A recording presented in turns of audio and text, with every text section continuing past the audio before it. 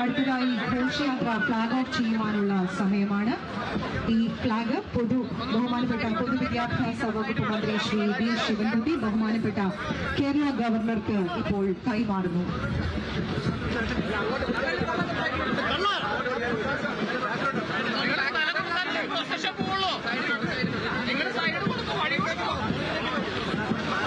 ഘോഷയാത്ര flag off ചെയ്തിരിക്കുകയാണ് ബഹുമാനപ്പെട്ട കേരള ഗവർണർ.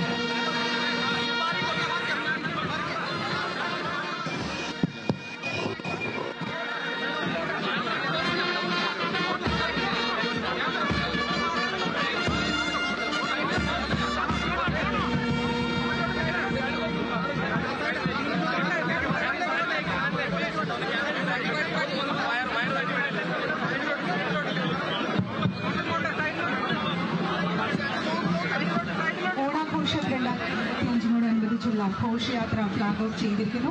അടുത്തതായി കൃതജ്ഞത രേഖപ്പെടുത്തുന്നതിന് വേണ്ടി ശ്രീമതി ശിഖ സുരേന്ദ്രൻ IAS ടൂറിസം ഡയറക്ടറെ ക്ഷണിക്കുന്നു.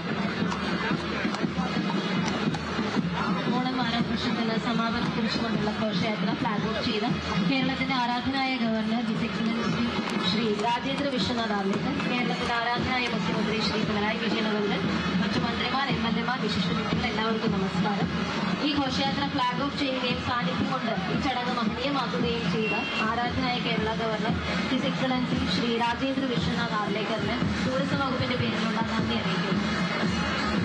I take this instance to thank Honorable Governor of Kerala, His Excellency Shri Rajendra Vishwanath Arlekar, who flagged off this tradition, and the First Lady Ma'am for raising this occasion. ഈ ചടങ്ങിൽ മഹനീയ സാന്നിധ്യമായ ആരാധനായ കേരളത്തിന്റെ മുഖ്യമന്ത്രി ശ്രീ പിണറായി വിജയൻ അവർക്കും കുടുംബത്തിന് നന്ദി പ്രകാശിപ്പിക്കുന്നു. ചടങ്ങിൽ പങ്കെടുത്ത മറ്റു മന്ത്രിമാർ, MLA-മാർ, വിശിഷ്ട വ്യക്തികൾ, എത്തിച്ചേർന്ന എല്ലാവർക്കും നന്ദി അറിയിച്ചുകൊണ്ട് നിർത്തുന്നു. നന്ദി, നമസ്കാരം.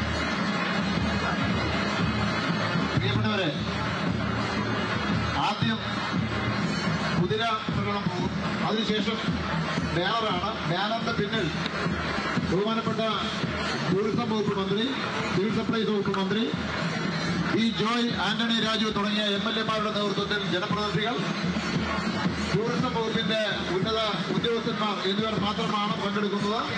അവരെ ആ ബാനറിന് കീഴിൽ മറ്റാരും പങ്കെടുക്കാൻ പാടില്ല എന്ന ഒരു അറിയിപ്പ് കൂടി ഇതോടൊപ്പം നൽകുകയാണ്. എല്ലാവരും ഇതോടൊപ്പം സഹകരിക്കണമെന്ന് വിനയപൂർവ്വം അഭ്യർത്ഥിക്കുന്നു.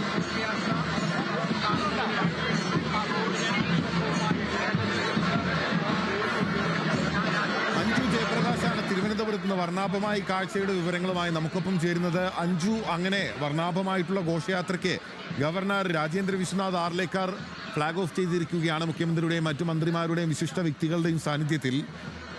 ഇനി എത്ര നേരമാണ് ഈ ഘോഷയാത്ര, എത്ര ദൂരത്തിലാണ്, എന്തൊക്കെയാണ് ഒളിപ്പിച്ചു വെച്ചിരിക്കുന്നത്?